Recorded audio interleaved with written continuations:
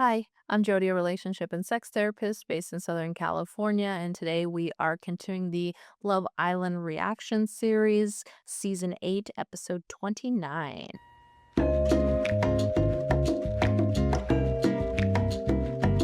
We are picking up after 5 Islanders got voted off. We are kind of seeing the aftermath of this, everyone processing this, especially around who got votes from the other Islanders. Because if you remember, right, the other Islanders had to vote for who they felt was least compatible after Jen left. And so two of the other couples ended up getting voted off. So we know we had Gall and Amora, not a surprise there.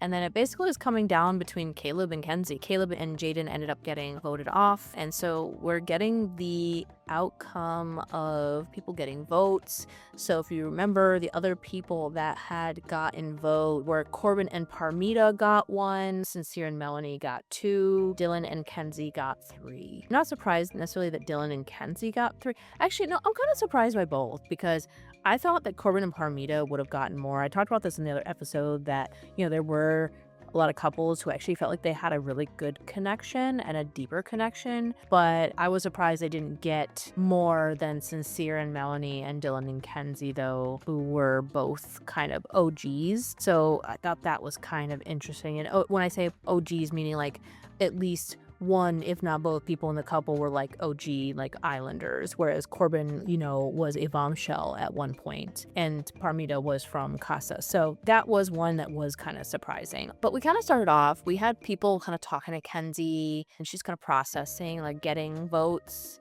and being really close. It came down to one vote on whether or not Kenzie and Dylan were going to be going home. So of course it's a lot of process there. Like we were this close to leaving, and basically like all the other Islanders, and she's already kind of had problems with America thinking that, not really kind of being on her side. So she's already kind of processed that in other episodes, but to kind of keep having this happen, she's processing a lot. I kind of took some of it as victim stance from her. I'm not going to lie. There's moments like at movie night where it feels like she was really getting it. I don't feel like she's really getting it. She's not really able to listen very well to Dylan or other Islanders, and just kind of keeps wanting to be given the benefit of the doubt even when her behavior does not align with those things that she wants people to believe in. So I'm not really surprised. This has been kind of just like a thing with her.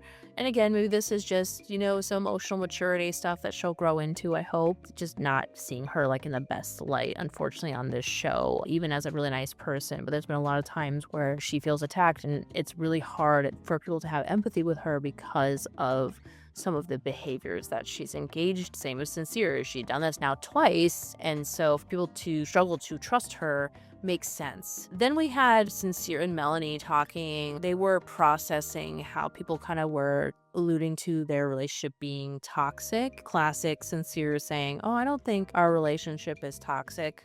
It's giving me that energy of like what most people do when they're like, fuck everybody else, just me and you against the world, blah, blah. That's not really a healthy thing. Doesn't mean you want to take in all the judgment and whatever from other people, but when enough things start to kind of be said, you kind of got to look at some stuff. They definitely feel like the most really toxic relationships in there, like this back and forth, like her being upset, him, unfaithful or whatever we want to call it, like exploring, and then she's upset again, and like this kind of back and forth, and now we're happy, now we're sad. That is literally like the definition of toxic. Again, I think when people use that word toxic, it's kind of like when we use the word abuse. Like, what does that mean to you? If something's toxic, doesn't mean like get out and run. Usually with the word toxic, you would think so, right? It's dangerous. Sure, it can be.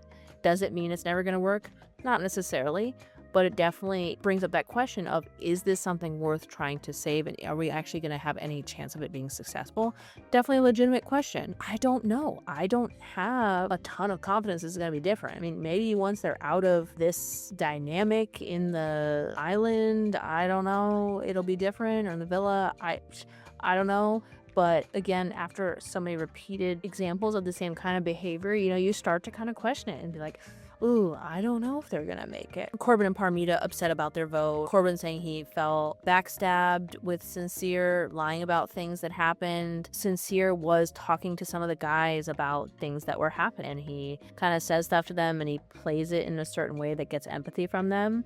I don't think he really would have had to do much for that, to be honest, because we've seen it with the girls, we've seen it with the guys. It takes a lot for friends to say, hey, I'm your friend, but I really don't approve of what you're doing right now. Most of the time, they're going to say, yeah, good for you, or like find a way to rationalize what's happening. Would it have been different? I don't really trust that it would have been, even if like Sincere was honest with like someone like Corbin, for example. Like Corbin kind of does the same things, so I don't believe necessarily that Corbin would have said, hey man, that's not cool, like if Sincere was honest. But because Sincere wasn't, Corbin is able to play that card of, hey, like I feel backstabbed because like we're both being seen as POSs, but you didn't actually tell me the truth. You were lying to me or not being honest about like what was actually happening and the things you were doing with this new girl and blah, blah, blah. Understandable, but I'm still kind of side-eyeing it, being like, bro, I think you would have validated it no matter what, because that's what you're doing with your own behavior. Oh, fuck Kenzie. That wasn't real anyway, even though it seemed pretty real when we were in Villa, but now because Parmita's here, Kenzie who, right? Literally saying that. So I don't know if it would have been different. We had Bryce and Trinity, who definitely seemed like they were getting down by the cameras, and then they ended up actually confirming the next day that they did have sex. Something we're happy about, right? They are official. They're girlfriend, boyfriend. Good for them. I'm kind of sad for them that wasn't in the hideaway. Hopefully they'll get that opportunity if it kind of comes back up. I don't know if it will at this point, just because they kind of already did, whereas like if they hadn't, maybe they would have gotten more points. But again, we haven't done the hideaway again, so we'll see. Really kind of excited for them. Glad to see that they are progressing their relationship. I think again, like they were kind of one of the ones in the beginning, and have like very quickly rose to like probably most people's favorites and just how adorable they are together. We had a talk with Parmita, Kenzie, TT, talking about the votes. They're kind of just a little bit saying kind of what each other wants to hear. They're trying to be friends with each other because of course, Kenzie and Parmita both had something going on with Corbin at some point, and TT's just kind of there to like support. They were kind of making nice with each other and trying to make it so it didn't feel like it was spiteful, because they kind of like voted for each other. I can't remember if Parmita did, but I think maybe Parmita convinced Corbin to not vote for Kenzie, but then Kenzie ended up voting for Corbin. So I think that was part of the conversation, and just kind of explaining to each other like why the votes went that way. And then I believe TT and them voted for one of them too, or probably for Kenzie or something. So I can't remember, but basically them trying to smooth it over with each other. Mature, sure. Is it gonna go anywhere? I mean, it seemed like it went okay, but again, the thing is, does it actually sink in? We'll see. We had the karaoke competition where each couple had to do love song duet together in karaoke. This competition was diabolical. To make people do karaoke on national television. Like, most of them were horrible. Majority of them, like, singing voice-wise, horrible. To have that on video forever, hilarious. Yeah, definitely a little painful to watch, but again, it's all about whether they're having a good time, right? You've got the singing ability, but then you've also got like whether you're doing choreography, what are your moves you're doing together, and the vibe between you, and all these kind of things. The Islanders ended up voting for who they thought was the best, and Kenzie and Dylan ended up winning. And yes, theirs was really adorable. Their song was well chosen based on their kind of situation. Building off of that competition, the show always has to like sprinkle something in there, right? So we had them win the competition. As we kind of said at one of the last episodes, was that there was a hint that America's going to be voting for the most compatible couple. America was voting for who they thought the most compatible, and the top 4 couples were going to be safe. So even though we like just had people kicked off, here we go again. We had 4 couples that were going to be safe. We had Carl and Anaya, Trinity and Bryce, Melanie and Sincere, and Casey and TT. So some of those were kind of surprising. Like Melanie and Sincere were definitely surprised that they got chosen because of it's everything they've gone through. We kind of knew Carl and Anaya, but we just were a little bit unsure because,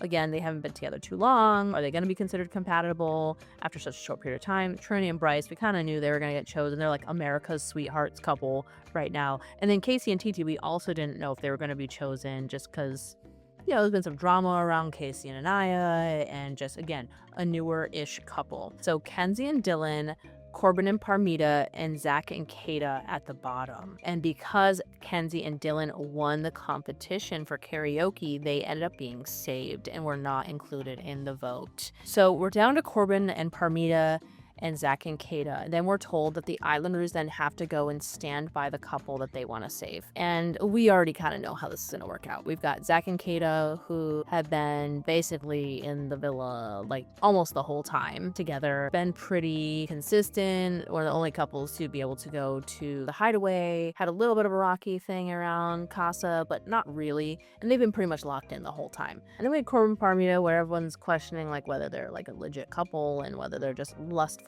And so we kind of know how this is going to pan out. We were actually pretty surprised though that Zach and Kata were in the bottom because of just, you know, like they've been around. So we really would have thought that one of the other couples, besides maybe like literally almost anybody but Trinity and Bryce, would have potential to be down there, but it ended up being them. As expected, pretty much everybody went with Zach and Kata. The only vote that Corbin and Parmita got to stay was from Casey and TT. And I think that's just because Casey is really close to Corbin and TT's really close also with Parmita. And so whether or not that's because they really wanted to stay or just because they wanted to make sure that they at least got a vote, who knows? But Corbin and Parmita ended up getting kicked off. Like I said before, not everybody's going to make it to the end. Doesn't mean they have to break up or whatever, even if they are dating, but we know not everybody's going to make it to the end. We kind of knew they weren't going to be one that made it to the end. They aren't probably going to win even if they did. It's just kind of not surprising. Now we're just kind of cutting some of the extra people just to kind of get it down to like some of the final couples. That was episode 29. And let's see what happens in 30.